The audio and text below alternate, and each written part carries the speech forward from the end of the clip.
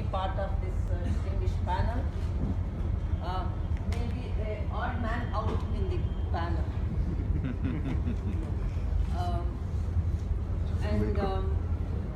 Morning, I think during inaugural session, Secretary had, while coming also, he was asking some statistics about regional connectivity scheme. So I'm sure he might have touched the scheme in detail. So I have no intention to repeat everything again.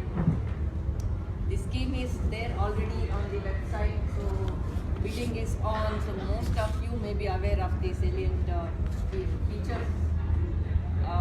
And also because of the mic, anyway, it suits me because I thought I will speak less and listen to you. I will not be speaking a lot about this scheme. Scheme is in front of you, and lot of thoughts have gone into it. It is from the time of the preparation of this National Civil Aviation Policy. This is a central theme in the entire policy, where the ecosystem will thrive to see that the growth in civil aviation will take place.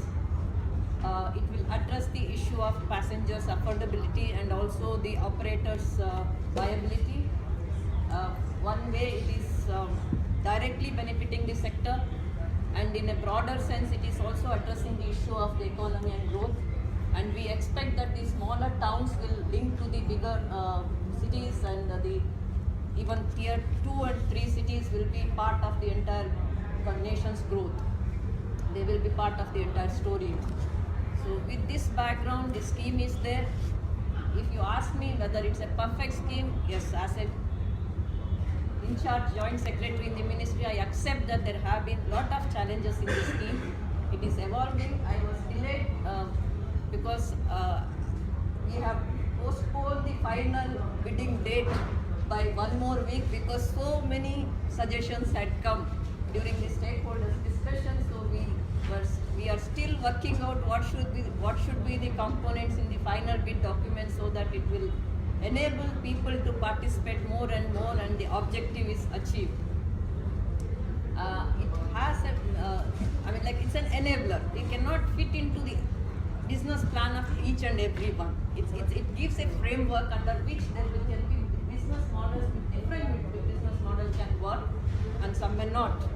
So we are working out further details, and maybe on 28th, I think we have postponed the date for putting our corrigendums.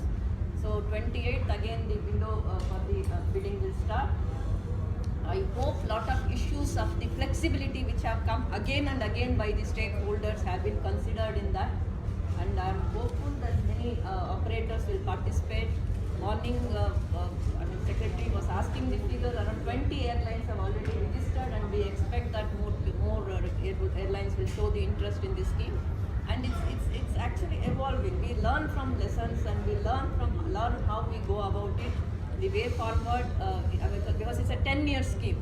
Each route, the viability gap funding would be for 3 years, but the scheme we see as a sunset scheme for 10 years, and we see that the regional and remote areas are connected through this scheme. And it is not only specific to India. Many countries have started. Different countries have different models, and the same in the name of media for some assistance. It has been done because to connect the remote and regional areas, it has to be some support from the government is required. The major challenges, one is how we can design this scheme where we can attract more operators, and it will be viable proposition for each and every one, and it will be a win-win scheme for everyone. It's a challenge. The regulatory authorities' involvement and the simplification of the rule is one of the major challenges, which last stakeholders meeting I was counting the questions which have come, and believe me, most of the questions were about the regulation rather than our bidding. They were saying, don't give us VGF, just make our life easy. So it was quite a revealing for me when we were struggling out, and the figure of ATR which he gave, it was very encouraging, and we were breaking our head what would be the break even, and you are having a calculation. I would like to take it along with me, so we can show that we can show that this is what the viability happens. Even in a smaller aircraft with the VGF table which we are talking about. The third one is just because of the coordination issue, because lot of states will be involved in it. Is at at the national level the framework has been prepared.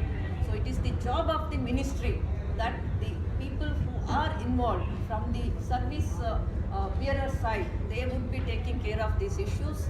And I am thankful to Amber. He said some good words about the entire ministry and they are poised to facilitate the entire spectrum of difficulties the operators are facing or the sector, whoever is the stakeholders are facing. I don't believe in pleasantries, but it's never a bad thing to praise the bosses. So I take this opportunity from the HMCA till the secretary, everyone in the ministry have shown the sense of urgency to address the various issues, and we are trying to take care of those issues and to rise to the occasion and address. And this is the time. I mean, like, I don't say that, I mean, like, we have done a great thing or we are going to do the great things in future, but like where we are standing, this is the time when we can do a, I mean, transformation or change in the sector, and it's everything is falling in place, I believe. So I leave it at this point, and I expect if you have any questions, queries, I'll be very happy to answer. And if you have any suggestions and if you want to make any comments also, we'll be very happy, and that is where I mean, purpose of my visit to this occasion and this venue will be purposeful. Thank you so much.